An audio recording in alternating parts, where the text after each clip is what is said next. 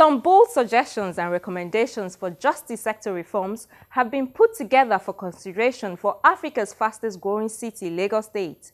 The suggestions came from several notable legal personalities who spoke at a two-day stakeholder summit on the administration of justice in Lagos. On this episode of Law Weekly, we'll bring you some of the discussions from that summit. We also delve into the much-talked-about issue of a substantive Chief Justice of Nigeria against the background of the fast-approaching expiration of the tenure of the acting Chief Justice Walter Onnoghen, plus our usual recap of the top trending stories from the courtrooms. Hello and welcome to the program. I am Shola Shoyeli. The two-day stakeholder summit on the administration of justice was titled Contemporary Trends, Catalysts for Justice Sector Reform in Lagos. Organized by the state's Ministry of Justice, the summit is a proactive response to meet the varied needs of the different segments in the state. Here's the report. The Stakeholder Summit on the Administration of Justice in Lagos attracted a very rich crowd comprising prominent members of the bar and the bench, international jurists, the academia, members of the executive, the legislature, the police, prison officials, traditional rulers, and many others involved and concerned with the justice sector.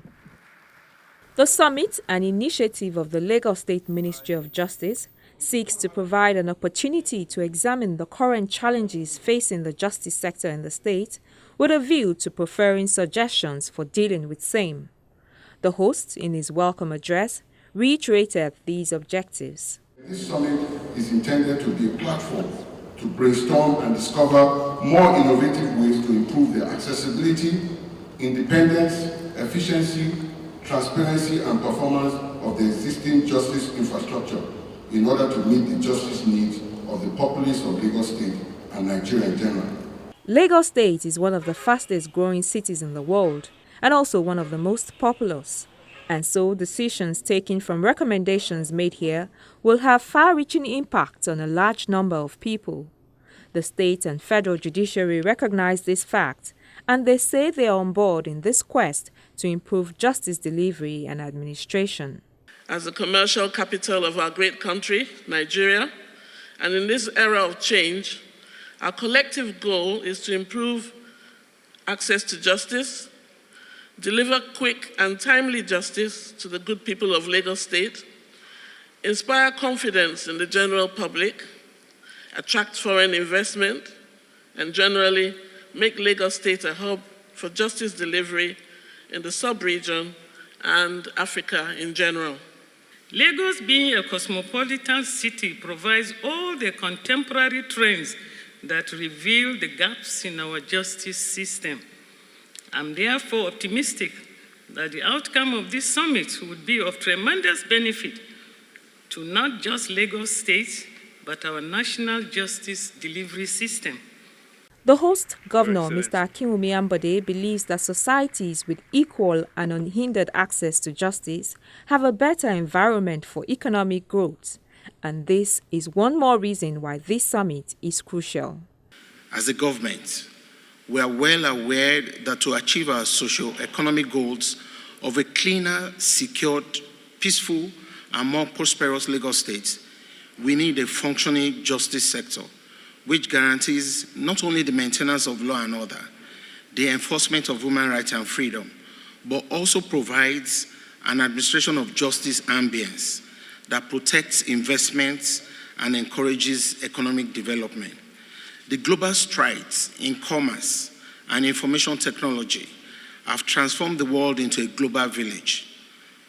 Thus, one of our top priorities is to leave behind a legacy of a 21st century justice sector driven by digital technology and powered by digital literate judicial officers and legal service providers.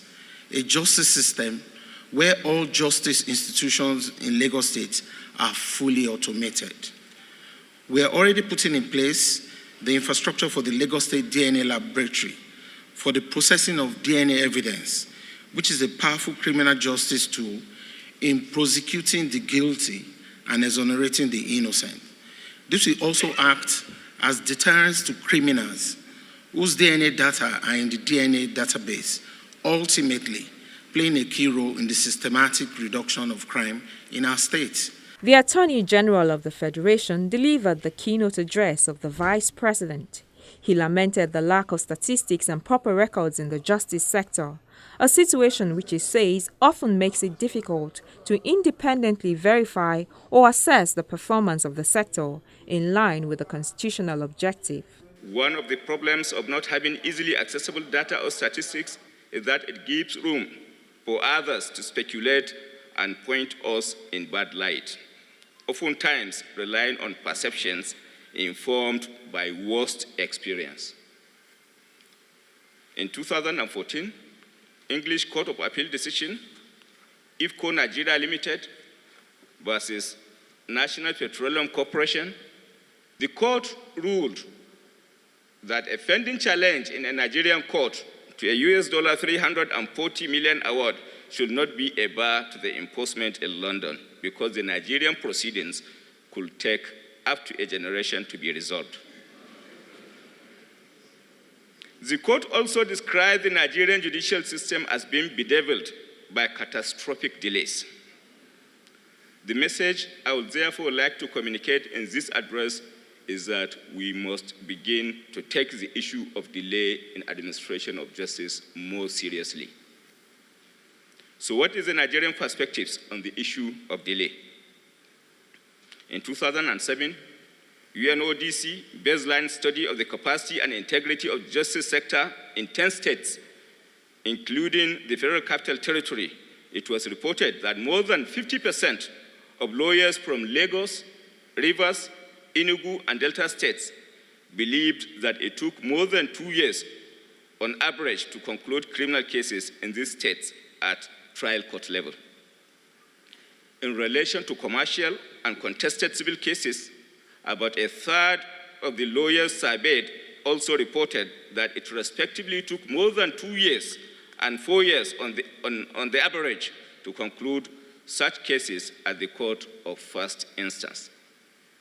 About 43 of judicial officers surveyed in the UNODC study reported that the main causes of excessive delay were floyd by parties, requests for unnecessary adjournments, and interlocutory applications to protract proceedings.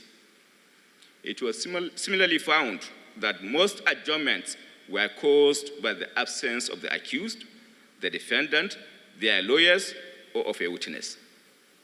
This, in effect, suggests that the stakeholders in the justice sector are mostly responsible for the problem of delay in the administration of justice. This address brought the opening ceremony to a close and effectively set the tone for conversations on the imperatives for justice reform which followed. A lot of the time we assume that because we have a structure, then we have a system. So we have a court system, we have registries, we have the chief registrar, we have the ACR, we have the ADR, and all manner of R's and B's and P's. And we assume there's a presumption that that system functions, but most times it does not. It's a guided system. It's old, it's cranky, it hasn't adapted to the needs. So unless a review is able to explain in clear terms and in terms of responsibility why a motion filed on Friday is not in the court's file on Monday, then we're not going to make progress. There is no excuse in this world.